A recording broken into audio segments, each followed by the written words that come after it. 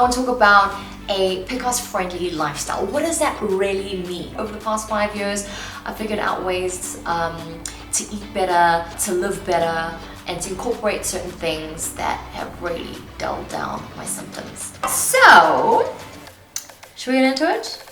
I think we should get into it.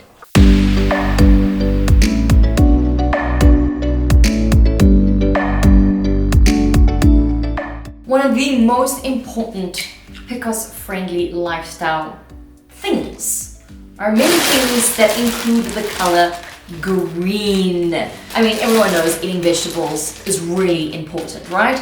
But when you have polycystic ovarian syndrome, it is even more important. I have been loving green smoothies lately. I've been having them almost every day.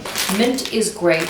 It actually really helps with IBS. So women who have polycystic ovarian syndrome sometimes get bloated, sometimes have issues with their stomach.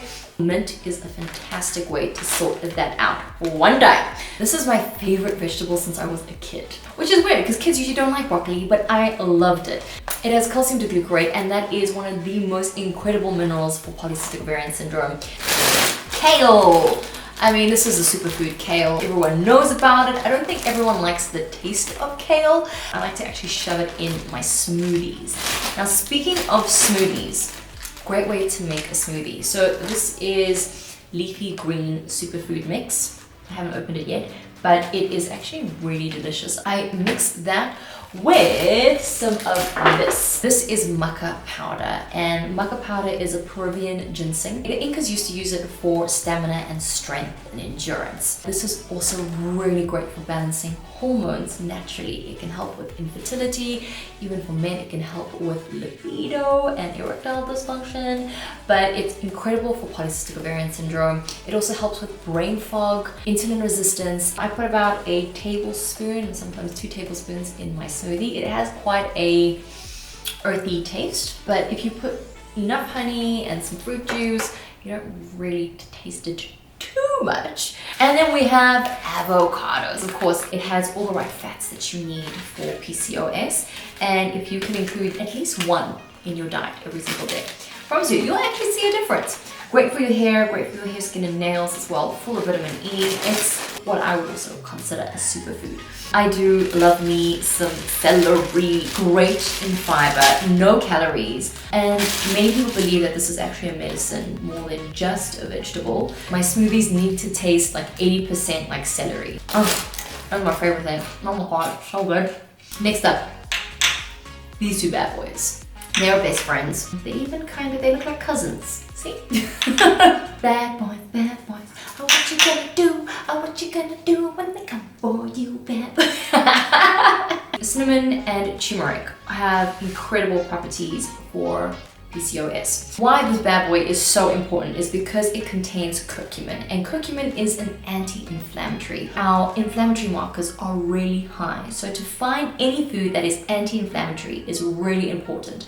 Cinnamon is also really good for insulin resistance. So people who have diabetes, type 2 diabetes, will find that organic cinnamon is a really important part of their diet. These two together are Shaq and Kobe, man, what can I say? Turmeric latte powder. So I had this the other day at Raw Earth. Mwah! So good. And what you have to include is this. This is like Beyonce and Hove, Will and Jada, Kim and Kanye. Turmeric latte powder mixed with almond milk will give you a delicious morning drink. I've been trying to avoid caffeine. I actually stopped caffeine for quite some time. I'm trying to avoid dairy as well. Of course, I'm gonna have it in, if I feel a little naughty and I grab a chocolate bar, or if I grab some cake, there's of course gonna be dairy, but I don't actively drink or consume dairy. I'm going strictly for almond milk. There's also oat milk, there's soya milk, there's all types of milk. I mean, I don't know how you milk an oat, but you do apparently. So this over here is 100% Queen pineapple juice. I use this basically for my smoothies. I don't really drink juice at all because it's really bad for you. It's got a ton of additives and sugar and whatnot. But I get this from Dischem, and basically it has no sugar. It's got no water added, very high vitamin C, preservative free, and it's not from concentrate, which is pretty important. It does help if you can actually juice your own fruits. I don't have a juicer yet, so I'm just sticking with this in the meantime. One day I will get upgraded to my own juicing machine.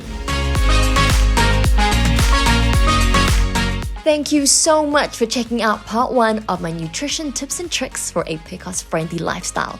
Now, if you want to know what foods and products I used in this video, make sure you check out the caption below. Give it a thumbs up if you like this video, and make sure you comment in the section below if you have any questions. Here's what's coming up in part 2 of my nutrition tips and tricks. I have a relationship with this. We're dating. This has been my first love, and will eternally forever be my only love. Sorry, baby.